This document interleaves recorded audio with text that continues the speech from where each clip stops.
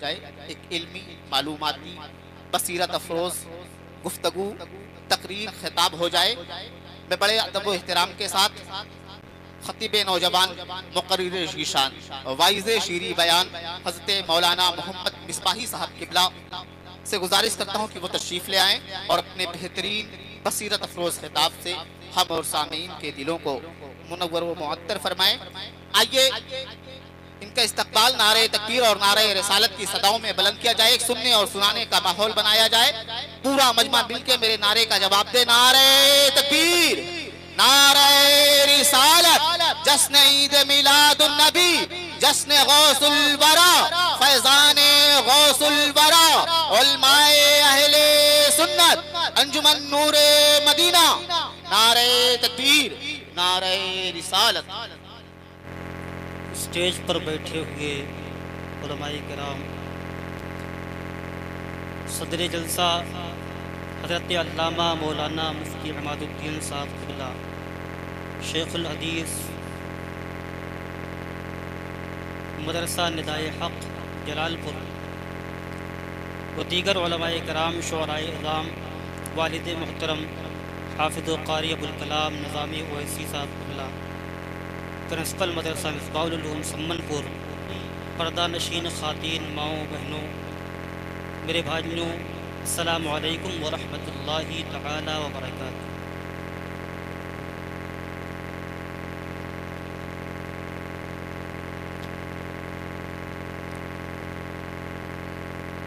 الحمد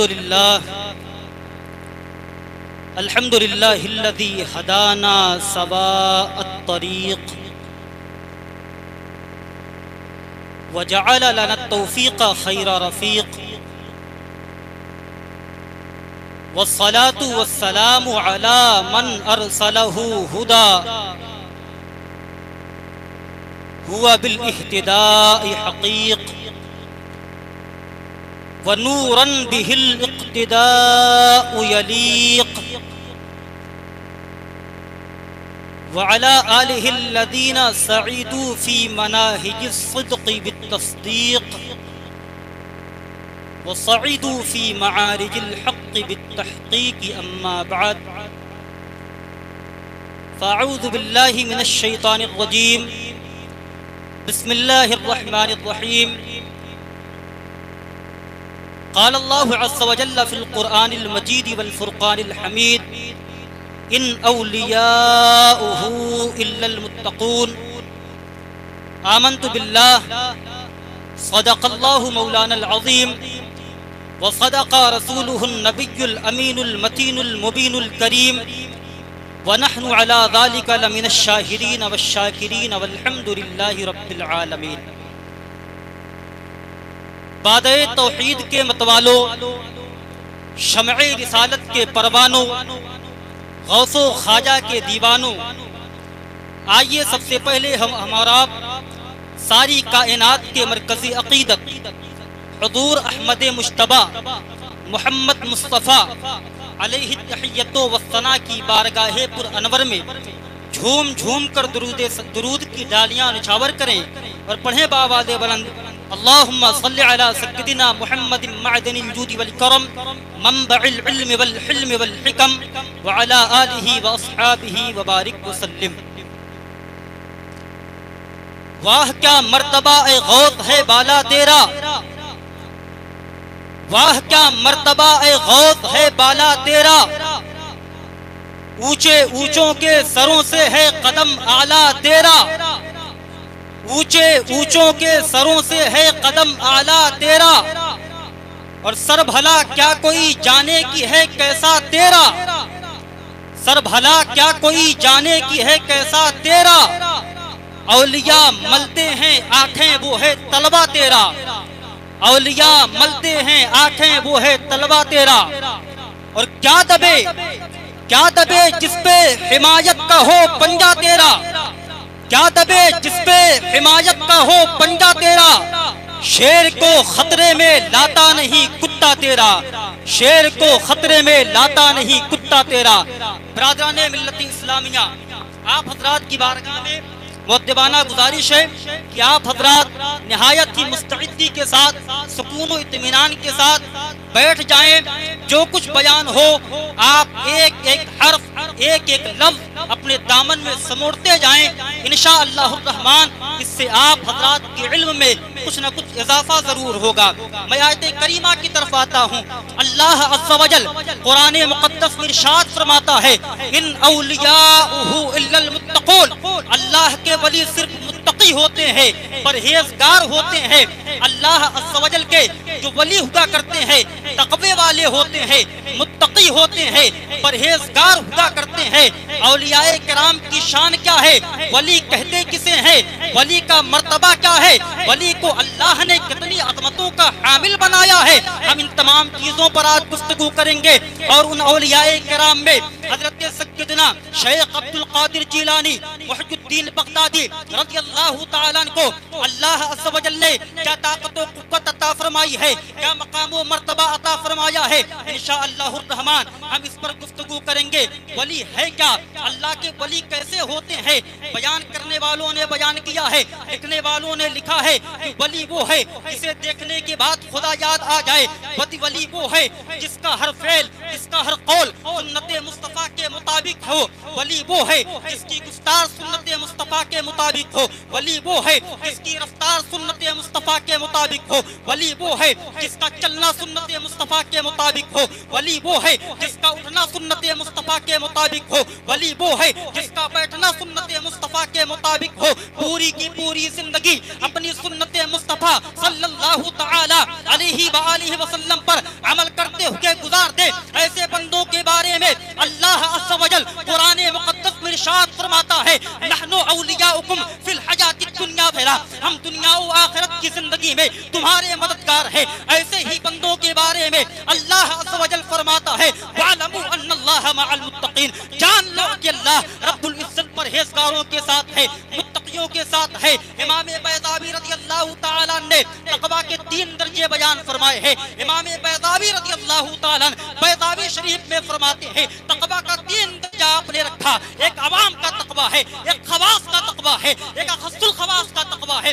امام بیضاوی فرماتے ہیں عوام کا تقویٰ ذکر فرماتے ہیں. کہتے ہیں عوام کا تقویٰ یہ ہے کہ بندہ شرک سے اعراض کر لے، بندہ شرک سے توبہ کر لے اور اپنے آپ کو مخلد فی النار ہونے سے بچا لے، ایمان کی دولت حاصل کر لے، اپنے آپ کو مخلد فی النار ہونے سے بچا لے. یہ تقویٰ کا پہلا درجہ ہے. اسی کے بارے میں قرآن مقدس میں اللہ عز و جل فرماتا ہے، اللہ رب العزت فرماتا ہے وَأَلْزَمْنَاهُمْ كَلِمَةَ التَّقْوَىٰ أي كَلِمَةَ التَّوْحِيدِ. اسی طریقے سے تقویٰ کی دوسری قسم حضرت امام بیضاوی رضی اللہ تعالیٰ بیضاوی شریف میں بیان فرماتے ہیں.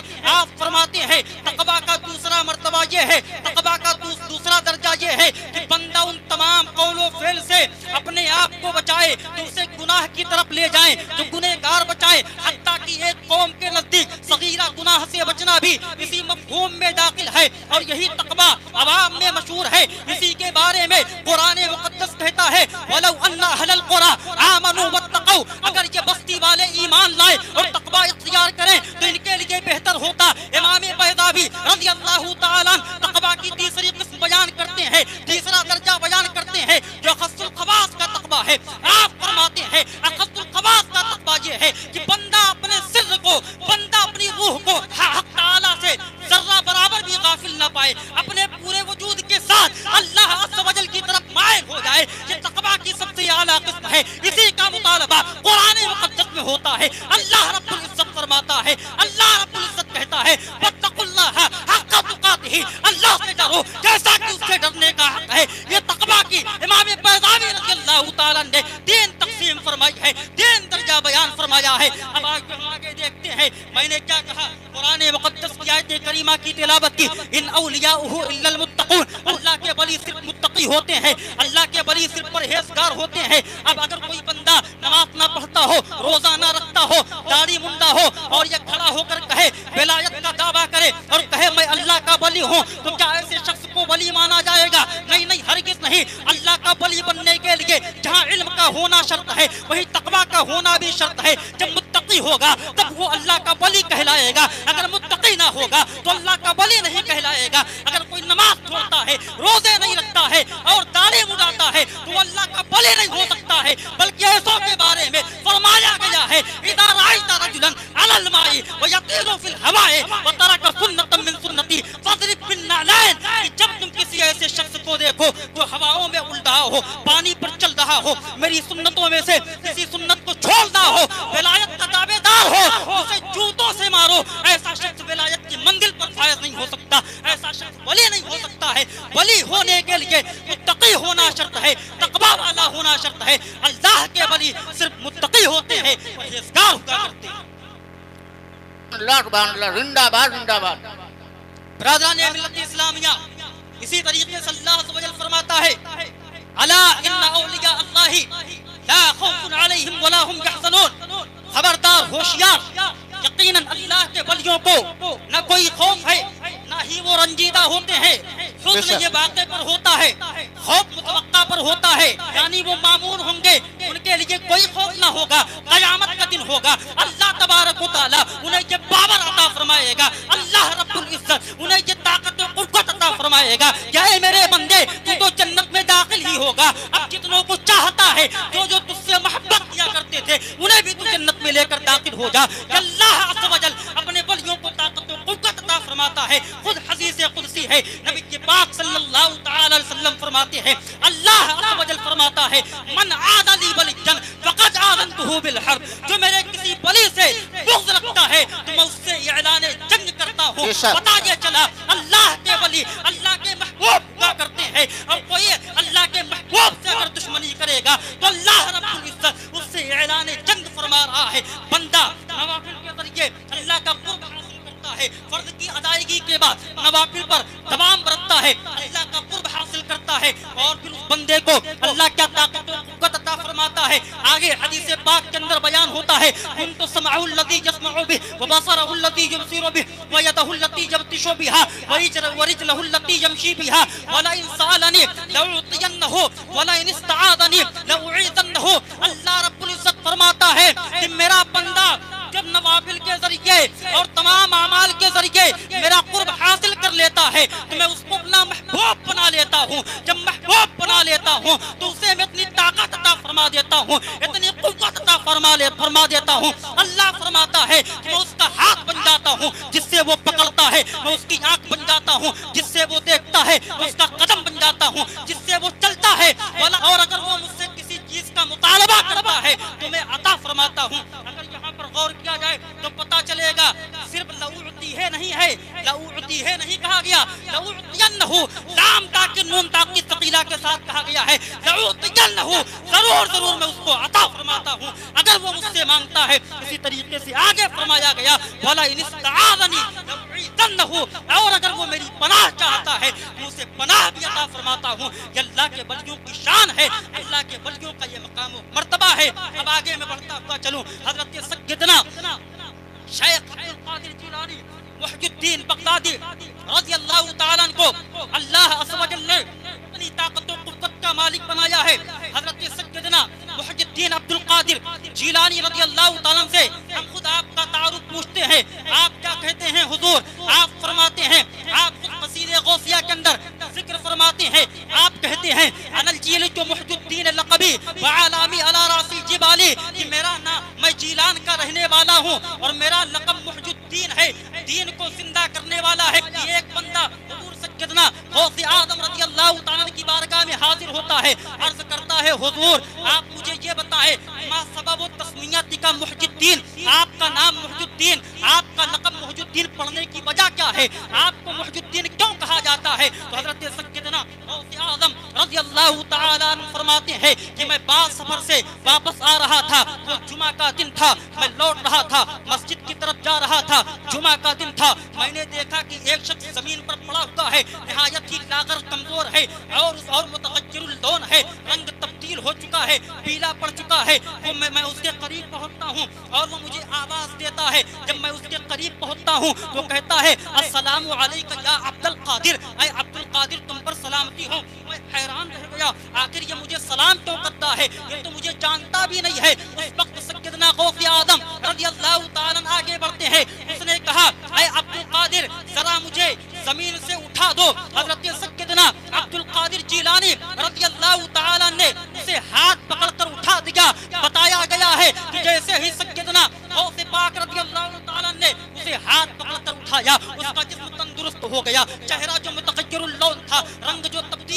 تھا رنگ اچھا ہو گیا، ہریالی چھانے لگی اور ہریالی چھانے لگی، سرور آ گیا اس کو۔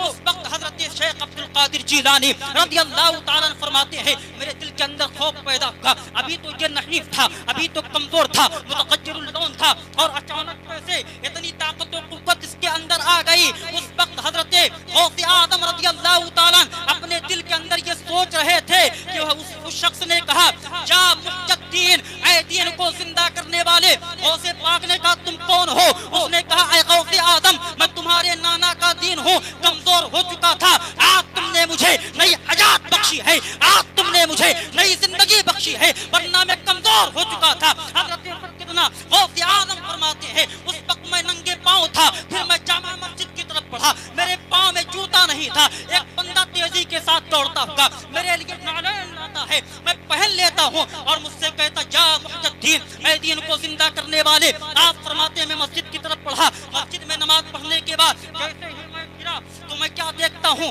لوگوں کا ایک ہجوم لگا ہوا ہے اور سب لوگ یہ کہتے ہوئے میری طرف آ رہے ہیں یا محی الدین، یا محی الدین، اے دین کو زندہ کرنے والے، اور لوگ میرا ہاتھ چوم رہے ہیں۔ اس طریقے سے سیدنا غوث پاک رضی اللہ تعالیٰ عنہ کو محی الدین کا خطاب ملا۔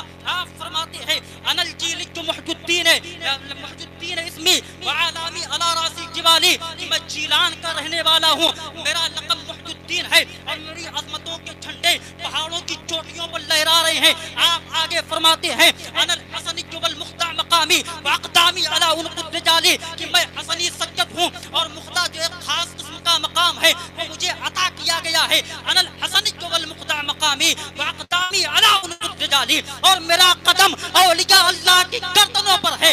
آپ آگے فرماتے ہیں وعبد القادر مشہور اسمی وجدی صاحب العین الکمالی، اور عبد القادر میرا مشہور نام ہے اور میرے نانا چشمہ کمال کے مالک ہے۔ اس طریقے سے آپ نے اپنا یہ تعارف پیش فرمایا ہے۔ حضرت سیدنا غوث اعظم رضی اللہ تعالیٰ عنہ کی زندگی کا اگر آپ مطالعہ کریں گے تو پتا چلے گا حضرت سیدنا شیخ عبد القادر جیلانی رضی اللہ تعالیٰ نے کیسے کیسے مجاہدے کیے ہیں، کتنی مشقت آپ نے جھیلی ہے۔ تاریخ بتاتی ہے کہ حضرت سیدنا غوث اعظم رضی اللہ تعالیٰ نے ایسے ایسے مجاہدے کیے ہیں، ایسی ایسی عبادت و ریاضت کی ہے جن کے تصور سے جسم کے رونگٹے کھڑے ہو جاتے ہیں۔ صاحب قدالت الجواہر فرماتے ہیں، شیخ عبد القادر نجار لکھتے ہیں کہ حضرت سیدنا غوث اعظم رضی اللہ تعالیٰ نے اپنے سارے کے سارے واقعات اس طرح بیان فرمائے ہیں۔ آپ فرماتے ہیں کہ مجھ پر ایسی ایسی مشقتیں ڈالی گئی ہے، میں نے ایسی مشقتیں برداشت کی ہے، اگر وہ پہاڑ پر ڈال دی جاتی تو پہاڑ ریزہ ریزہ ہو جاتا۔ آپ فرماتے ہیں جب مشقتیں برداشت سے باہر ہو جاتی تھی تو میں زمین پر لیٹ جایا کرتا تھا اور کہتا تھا فَإِنَّ مَعَ الْعُسْرِ يُسْرًا، إِنَّ مَعَ الْعُسْرِ يُسْرًا۔ اس طریقے سے میں مشقتیں برداشت کرتا تھا۔ آگے تاریخ بتاتی ہے کہ حضرت سیدنا غوث اعظم رضی اللہ تعالیٰ نے 25 سال تک عراق کے جنگلوں میں اس طریقے سے عبادت و مجاہدہ کیا ہے۔ نہ 25 سال میں کوئی آپ کو جانتا تھا، نہ آپ کسی کو جانتے تھے۔ ایسے حال میں صرف رجال الغیب اور جناتوں سے ملاقات ہوا کرتی تھی، وہ آپ کے پاس آیا کرتے تھے اور آپ سے معرفت الہی کا درس لے کر جایا کرتے تھے۔ کہ حضرت غوث اعظم رضی اللہ تعالیٰ کے تعلق سے حضرت امام عبد الوہاب شعرانی بیان کرتے ہیں کہ ایسے وقت میں حضرت غوث اعظم رضی اللہ تعالیٰ نے کسی سے کوئی بھی چیز قبول نہیں کیا، آپ کسی سے کچھ بھی نہیں لیتے تھے، بلکہ تاریخ بتاتی ہے حضرت غوث پاک رضی اللہ تعالیٰ نے 1 سال تک گری پڑی چیزوں کو کھا کر اپنی زندگی کو بسر کیا، 1 سال صرف پانی پر گزارا کیا، 1 سال نہ آپ نے کچھ کھایا نہ پیا، یوں ہی آپ رہے۔ اور تاریخ بتاتی ہے کہ حضرت سیدنا غوث اعظم رضی اللہ تعالیٰ نے 40 سال تک عشاء کے وضو سے فجر کی نماز ادا فرمائی ہے۔ تاریخ بتاتی ہے کہ 15 سال تک حضرت سیدنا غوث اعظم رضی اللہ تعالیٰ عشاء کی نماز پڑھنے کے بعد آپ کھڑے ہو جایا کرتے تھے، ایک پیر پر کھڑے ہوتے تھے اور پورے قرآن مقدس کی تلاوت صبح تک کیا کرتے تھے۔ تاریخ بتاتی ہے حضرت سیدنا غوث اعظم رضی اللہ تعالیٰ 40 دن تک نہ آپ کھاتے تھے، نہ پیتے تھے، نہ سوتے تھے، اور یوں ہی اللہ کی عبادت میں مشغول رہا کرتے تھے۔ حضرت غوث پاک رضی اللہ تعالیٰ کے نے عبادت کی ہے، آپ کے مجاہدے اتنے ہیں، بیان کیا جاتا ہے۔ حضرت غوث اعظم رضی اللہ تعالیٰ نے خود کہا وَلَوْ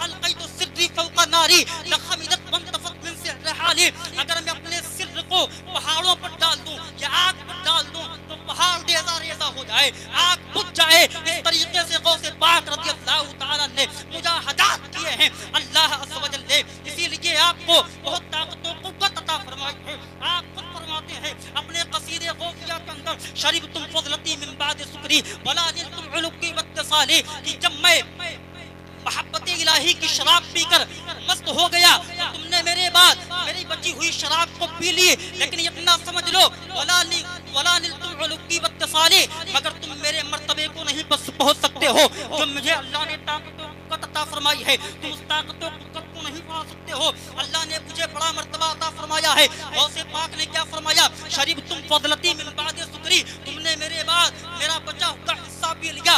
آپ اگر غوث اعظم کے بعد کا بچا ہوا حصہ دیکھیں جن جن لوگوں نے پیا تو اپنے وقت کے بادشاہ بن کر چمکتے ہیں۔ کسی نے غوث اعظم کا بچا ہوا پیا تو کوئی خواجہ معین الدین چشتی بن کر چمکا، کسی نے غوث اعظم کا بچا ہوا پیا تو کوئی اپنے وقت کے بابا فرید الدین گنج شکر بن کر چمکتے ہیں، کسی نے غوث اعظم کا بچا ہوا پیا تو حضرت محبوب الہی نظام الدین اولیاء بن کر چمکتے ہیں، کسی نے غوث اعظم کا بچا ہوا پیا تو مخدوم جہانگیر سمنانی بن کر چمکتے ہیں، کسی نے حضور غوث اعظم کا بچا ہوا پیا اعلیٰ حضرت مجدد دین و ملت امام احمد رضا اعلیٰ حضرت بن کر چمکتے ہیں، کسی نے غوث پاک رضی اللہ تعالیٰ کا بچا ہوا پیا تو ابو الفیض حضور حافظ ملت بن کر چمک رہے ہیں۔ برادران ملت اسلامیہ، جب حضور غوث اعظم کا بچا ہوا پینے والوں کی طاقت و قوت کا یہ عالم ہے تو ذرا سوچو غوث نے پورا کا پورا جام کیا ہو، اس کی طاقت کا عالم کیا ہوگا، اس کے مرتبے کا عالم کیا ہوگا،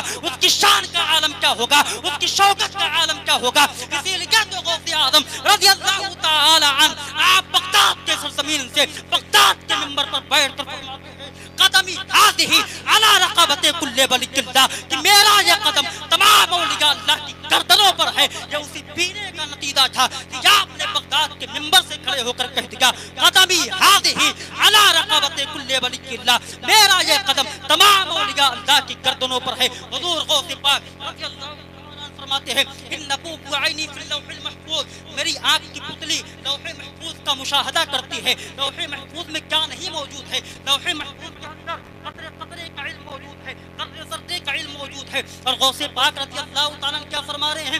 میری آنکھ کی پتلی لوح محفوظ کا مشاہدہ کرتی ہے۔ اور غوث پاک آگے ارشاد فرماتے ہیں یدی علی مریدی کالسماء علی الارض، میرا ہاتھ میرے مرید پر ایسے ہی ہے جیسے کہ میرا ہاتھ میرے مرید پر ایسے ہی سایہ فگن ہے جیسے کہ زمین پر آسمان سایہ فگن ہے۔ اس طریقے سے زمین کا کوئی حصہ ایسا نہیں ہے جس پر آسمان سایہ فگن نہ ہو، اسی طریقے سے غوث پاک کا کوئی مرید ایسا نہیں ہے جس پر غوث پاک رضی اللہ تعالیٰ کی نظر کرم نہ ہو، آپ کا سایہ نہ ہو۔ خود سیدنا شیخ عبد القادر جیلانی رضی اللہ تعالیٰ عنہ فرماتے ہیں، آپ فرماتے ہیں کہ مگر میرا مرید مشرق میں ہو اور میں مغرب میں ہوں اور اس کا سطر کھل جائے تو میں اس کی سطر پوشی فرماتا ہوں کہ سیدنا غوث پاک رضی اللہ اللہ نے طاقت و قوت عطا فرمائی ہے، آپ کو یہ مقام و مرتبہ عطا فرمایا ہے، آپ کی شان کا یہ عالم ہے۔ اعلیٰ حضرت مجدد دین و ملت الشاہ امام احمد رضا محدث بریلوی رضی اللہ تعالی فتاوی رضویہ میں امام عبد الوہاب شعرانی رضی اللہ تعالی کے حوالے سے لکھتے ہیں، آپ فرماتے ہیں ان اکبر الاولیاء بعد الصحابہ رضوان اللہ تعالی علیہم اجمعین القطب ثم الامامان ثم الافراد ثم الاوتاد ثم الابدال۔ اعلیٰ حضرت رضی اللہ امام عبد الوہاب شعرانی کے حوالے سے لکھتے ہیں، آپ فرماتے ہیں اکابر اولیاء اللہ کی 5 قسمیں ہیں، ان میں سب سے پہلا مرتبہ کس کا بیان کیا؟ اعلیٰ حضرت نے کہا بیان فرمایا امام عبد الوہاب شعرانی کے حوالے سے ان میں سب سے بڑا مرتبہ قطب کا ہے جسے غوث بھی کہا جاتا ہے۔ اس کے بعد مرتبہ کس کا ہے؟ اس کے بعد مرتبہ امامان کا ہے جو غوث کے 2 وزیر ہوا کرتے ہیں۔ اس کے بعد مرتبہ افراد کا ہے، اس کے بعد مرتبہ اوتاد کا ہے، اس کے بعد مرتبہ ابدال کا ہے۔ یعنی یہ 5 اولیاء کرام بڑی کیٹیگری کے شمار کیے جاتے ہیں، بڑے اعلیٰ درجے کے شمار کیے جاتے ہیں۔ ان میں سب سے اونچا مرتبہ کس کا ہوگا؟ غوث کا ہوگا، اور ہر غوث کے 2 وزیر ہوا کرتے ہیں۔ اعلیٰ حضرت رضی اللہ تعالی آگے فرماتے ہیں حضور کی امت میں سب سے پہلے غوث اعظم حضرت صدیق اکبر رضی اللہ تعالی عنہ ہے۔ حضور کی امت میں سب سے پہلے غوث اعظم حضرت سیدنا صدیق اکبر رضی اللہ تعالی عنہ ہے۔ اور میں نے کہا تھا کہ ہر غوث کے 2 وزیر ہوا کرتے ہیں۔ جب حضرت غوث اعظم جب حضرت صدیق اکبر اکبر غوث اعظم بنے تو آپ کے دو وزیر ہوئے، ایک حضرت عمر فاروق اعظم، دوسرے حضرت عثمان غنی رضی اللہ تعالی عنہما، اور حضرت صدیق اکبر رضی اللہ تعالی عنہ کی وفات کے بعد غوثیت کبریٰ کا مقام حضرت سیدنا عمر فاروق اعظم کو ملتا ہے۔ آپ کے دو وزیر ہوئے، ایک حضرت سیدنا عثمان غنی، دوسرے حضرت علی مرتضیٰ۔ حضرت عثمان غنی رضی اللہ تعالیٰ عنہ کو پھر غوثیت کبریٰ کا مقام ملتا ہے، اور پھر آپ کے دو وزیر ہوئے، ایک حضرت علی مرتضیٰ، دوسرے امام حسن رضی اللہ تعالیٰ عنہ۔ امام حضرت عثمان غنی رضی اللہ تعالیٰ عنہ کے بعد غوثیت کبریٰ کا یعنی غوث اعظم کی گدی پر حضرت علی مرتضیٰ رضی اللہ تعالیٰ عنہ بیٹھتے ہیں، اور آپ کے دو وزیر ہوئے، ایک حضرت امام حسن، دوسرے امام حسین رضی اللہ تعالیٰ عنہ۔ اعلیٰ حضرت آگے لکھتے ہیں امام حسن کو امام حسن کو غوثیت کبریٰ کا مرتبہ کیسے ملا؟ آپ فرماتے ہیں جب حضرت امام حسن رضی اللہ تعالیٰ نے حضرت امیر معاویہ سے صلح کر لی اور ظاہری حکومت جو تھی حضرت امیر معاویہ کو اٹھا کر دے دی اور حضرت امیر معاویہ رضی اللہ تعالیٰ کے ہاتھ پر بیعت کر لی، تو اللہ رب العزت نے حضرت امام حسن کو یہ مرتبہ عطا فرمایا، یہ تمغہ عطا فرمایا کہ اے حسن تو نے خلافت دے دی ہے، ہم تجھے کبریٰ کا مقام عطا فرما رہے ہیں۔ اس طریقے سے حضور کی اولاد میں سب سے پہلے غوث اعظم حضرت امام حسن بنتے ہیں۔ امام حسن کے بعد اعلیٰ حضرت لکھتے ہیں امام حسن رضی اللہ تعالیٰ کے بعد امام حسن عسکری رضی اللہ تعالیٰ تک جتنے بھی غوث ہوئے سب کے سب مستقل غوث تھے، اور حضرت امام حسن عسکری رضی اللہ تعالیٰ کے بعد حضور سیدنا غوث اعظم رضی اللہ تعالیٰ تک جتنے بھی غوث ہوئے سب کے نائب کہلاتے ہیں۔ اور پھر اس کے بعد حضرت سیدنا غوث اعظم رضی اللہ تعالیٰ کو غوثیت کبریٰ کا مقام ملا، آپ غوث الاقواس بنے، آپ غوث اعظم بنے۔ آپ آگے فرماتے ہیں، آگے لکھتے ہیں کہ حضرت غوث اعظم رضی اللہ تعالیٰ کے بعد حضرت امام مہدی تک غوثیت کبریٰ کا تاج حضرت غوث اعظم کے سر پر رہے گا، اور ان کے بعد جتنے بھی غوث پیدا ہوں گے سب غوث اعظم رضی اللہ تعالیٰ کے نائب کہلائیں گے، اور آخر میں حضرت امام مہدی رضی اللہ تعالیٰ خاتم الاقطاب بن کر تشریف لائیں گے۔ آپ خاتم الاقطاب بن کر تشریف لائیں گے۔ اللہ اکبر کبیرہ۔ اعلیٰ حضرت رضی اللہ تعالیٰ نے اب یہاں پر ابدال کا مرتبہ ذکر فرمایا۔ میں نے بتایا تھا کہ پہلے مرتبہ قطب کا ہے، پھر کس کا ہے؟ پھر امامان کا ہے، دونوں وزیروں کا۔ پھر مرتبہ کس کا ہے؟ اس کے بعد مرتبہ کس کا ہے؟ افراد کا۔ پھر مرتبہ کس کا ہے؟ اوتاد کا۔ پھر مرتبہ کس کا ہے؟ ابدال کا۔ صرف ابدال کا مرتبہ سمجھ لیجئے، غوث کا مرتبہ تو بہت اونچا ہے، ابدال کا مرتبہ سمجھیں ساری باتیں سمجھ میں آ جائے گی۔ اعلیٰ حضرت رضی اللہ تعالیٰ الامن والعلا میں یہ حدیث پاک مصطفیٰ جان رحمت صلی اللہ علیہ وسلم کی یہ حدیث پاک الامن والعلا لناعت المصطفیٰ فتابع البلا میں یہ حدیث پاک نقل فرماتے ہیں حضرت عبادہ بن صامت کے حوالے سے نبی کے پاک صلی اللہ تعالیٰ علیہ وسلم نے ارشاد فرمایا، الابدالو فی امتی 30، میری امت میں 30 ابدال ہیں۔ بعض روایتوں میں 40 کا تذکرہ آتا ہے، میری امت میں 30 ابدال ہیں، بعض روایتوں میں 40 کا تذکرہ ملتا ہے۔ ابدال کا کام کیا ہے؟ ابدال ہوتے کیوں ہیں؟ میرے آقا نے ارشاد فرمایا، بہم تقوم الارض و بہم ترزقون و بہم تمطرون۔ ابدال اس لیے ہوتے ہیں کیونکہ انہی کی وجہ سے زمین قائم رہتی ہے، انہی کی وجہ سے تمہیں رزق دیا جاتا ہے، انہی کی وجہ سے تم پر بارش برسائی جاتی ہے۔ جب آپ نے ابدال کے مرتبے کو سمجھ لیا تو آپ آئیے آگے۔ حضرت غوث پاک صرف غوث نہیں ہے، غوث اعظم ہے، غوث الاقواس ہے۔ میرے غوث پاک کیا فرماتے ہیں؟ وَوَلَّانِي عَلَى الْأَقْطَابِ جَمْعًا وَحُكْمِي نَافِذٌ فِي كُلِّ حَالٍ۔ مجھے اللہ نے صرف غوث نہیں بنایا ہے بلکہ غوث الاقواس بنایا ہے۔ اللہ نے مجھے قطبوں کا امام بنا کر بھیجا ہے اور میری ہر پلے کی آگے چلتی ہے، اسی لیے تو غوث پاک رضی اللہ تعالیٰ آپ فرماتے ہیں، مریدی لا تخف اللہ ربی عطانی رفعۃ نلت المنال۔ اے میرے مرید مجھے ڈرنے کی ضرورت نہیں ہے، اللہ میرا رب ہے، اللہ نے مجھے بڑا مرتبہ عطا فرمایا ہے، بڑی طاقت و قوت عطا فرمائی ہے، لہذا اے میرے مرید تجھے ڈرنے کی ضرورت نہیں ہے۔ قبولی فی السماء والارض دقا، میرے نام کا ڈنکا تو آسمانوں میں بھی بجتا ہے، زمین میں بھی بجتا ہے۔ وہ شان غوث اعظم رضی اللہ تعالیٰ کو اللہ نے عطا فرمائی ہے، آپ کو غوث الاقواس بنایا ہے، شان ہے۔ اور اولیاء اللہ کی کرامتوں کا انکار نہیں کرنا، اولیاء اللہ کی کرامتیں حق ہے۔ شرح عقائد کے اندر اپنے عقائد میں کرامات الاولیاء حق القطع مریم رضی اللہ تعالی عنہا کا تذکرہ کرتے ہیں. اس کے بعد آگے اور صاحب سلیمان علیہ السلام کا تذکرہ آگے کرتے ہیں. کیا آپ نے قرآن مقدس کو نہیں پڑھا؟ حضرت سلیمان علیہ السلام کے درباری، حضرت سلیمان علیہ السلام کے کاتب حضرت آصف بن برقیہ رضی اللہ تعالیٰ کا واقعہ آپ نے نہیں پڑھا کہ حضرت سلیمان علیہ السلام نے اس وقت اپنے درباریوں سے جب کہا تھا تم میں کا کون ایسا شخص ہے جو ملکہ بلقیس کے تخت کو میری بارگاہ میں لا کر پہنچا سکتا ہے، میری بارگاہ میں لا سکتا ہے، تو سب کے سب حیران کھڑے تھے. اس میں سے ایک شرکت جن نے کہا من الجن، اس میں سے ایک شرکت جن نے کہا کہ میں اس تخت کو آپ کی بارگاہ میں لا کر پیش کر دوں گا قبل ان تقوم من مقامک، آپ کے اپنی جگہ سے کھڑے ہونے سے پہلے وہ تخت آپ کی بارگاہ میں پیش کر دوں گا. حضرت سلیمان علیہ السلام نے کہا نہیں وہ تخت مجھے اور بھی پہلے چاہیے. قال الذی عنده علم من الکتاب، تو اس نے کہا جس کے پاس کتاب کا کچھ علم تھا، انا آتی کبھی قبل ان یرتد الیک طرف، میں آپ کی بارگاہ میں وہ تخت آپ کی پلک جھپکنے سے پہلے لا کر پیش کر دوں گا. ابھی حضرت سلیمان علیہ السلام نے پلک بھی نہ جھپکی تھی کہ حضرت آصف بن برقیہ حضرت سلیمان علیہ السلام کی خدمت میں تخت کو لا کر پیش کر دیتے ہیں. جب تمام علماء کرام نے اس واقعے کو پڑھا، قرآن مقدس کو پڑھا، اس واقعے کو دیکھا تو پکار کر کہہ اٹھے جب حضرت آصف بن برقیہ کی طاقت و قوت کا یہ عالم ہے، جب حضرت سلیمان علیہ السلام کے امت کے ولی کی طاقت و قوت کا یہ عالم ہے، تو بھلا سوچو نبی کے پاک صلی اللہ تعالی علیہ وآلہ وسلم کے امت کے ولیوں کی طاقت و قوت کا عالم کیا ہوگا. اسی لیے غوث پاک رضی اللہ تعالی پل بھر میں جہاں ہوتے ہیں، پل بھر میں وہاں ہوتے ہیں، کبھی ان کا دامن بھرتے ہیں، کبھی ان کا دامن بھرتے ہیں، کبھی مردے کو زندہ کرتے ہیں. جب ان کے گدا بھر جاتے ہیں شاہان زمانہ کی جھولی، محتاج کا جب یہ عالم ہے، مختار کا عالم کیا ہوگا، محتاج کا جب یہ عالم ہے، مختار کا عالم کیا ہوگا. اللہ حضرت سیدنا غوث پاک رضی اللہ تعالیٰ عنہ کو بڑی شان عطا فرمائی ہے، بڑا مرتبہ عطا فرمایا ہے. لہذا اے مسلمانوں، غوث پاک رضی اللہ تعالیٰ عنہ کی صرف کرامات ہی کو مت دیکھیے، بلکہ آپ کے مجاہدات پر بھی ایک نظر ڈالیے کہ غوث پاک رضی اللہ تعالیٰ نے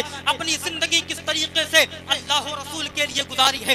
آپ فرماتے ہیں رجالی فی حواجرہم صیام، میرے مریدوں کی شان کا تو یہ عالم ہے کہ موسم گرما میں وہ روزہ رکھتے ہیں. غوث پاک فرماتے ہیں میرے مریدوں کی شان کا یہ عالم ہے کہ موسم گرما میں روزہ رکھتے ہیں. رجالی فی حواجرہم صیام وفی ظلم اللیالی کاللیالی، اور رات کی تاریکیوں میں عبادت کی وجہ سے ان کے بدن لولو کی طرح چمکتے ہیں، موتیوں کی طرح چمکتے ہیں. غوث پاک رضی اللہ تعالیٰ نے اپنے مریدوں کی یہ صفت بیان کی ہے کہ میرے مرید موسم گرما میں روزہ رکھتے ہیں. اب بتاؤ ہم اپنے آپ کا محاسبہ کریں کہ کیا غوث پاک رضی اللہ تعالیٰ نے جو فرمایا کیا ہمارے اندر وہ چیزیں پائی جا رہی ہیں؟ حضرت سیدنا غوث اعظم رضی اللہ تعالیٰ نے ہم سے مطالبہ کیا ہے، ہم سے مانگا ہے کہ اے میرے مرید تجھے دنیا میں کس طریقے کی زندگی گزارنی ہے. کیا ہمارے اندر حضور سیدنا غوث اعظم رضی اللہ تعالیٰ کی سیرت کی جھلک پائی جاتی ہے؟ ہرگز نہیں، ہرگز نہیں. ہم صرف دعوے دار ہیں کہ ہم غوث اعظم رضی اللہ تعالیٰ سے محبت کرتے ہیں، آپ سے پیار کرتے ہیں. حقیقت تو یہ ہے کہ ہمارے کردار میں، ہمارے قول میں، ہمارے فعل میں ہر چیز میں تضاد پایا جاتا ہے. ہم غوث اعظم رضی اللہ تعالیٰ سے سچی محبت کرتے ہیں، اس لیے کہ جب ہم سچی محبت کرتے تو ہم فرما برداری بھی کرتے. اس لیے کہ عربی کا شعر ہے، عربی شاعر نے کہا تعصل الہ فانت تظہر حبہ ھذا محال فی القیاس بدیع، ھذا محال فی القیاس بدیع، کہ تو گناہ پر گناہ کرتا جا رہا ہے اور اللہ سے محبت کا اظہار بھی کرتا ہے، گناہوں پر گناہ کرتا ہے اور محبت کا اظہار بھی کرتا ہے. ھذا محال فی القیاس بدیع.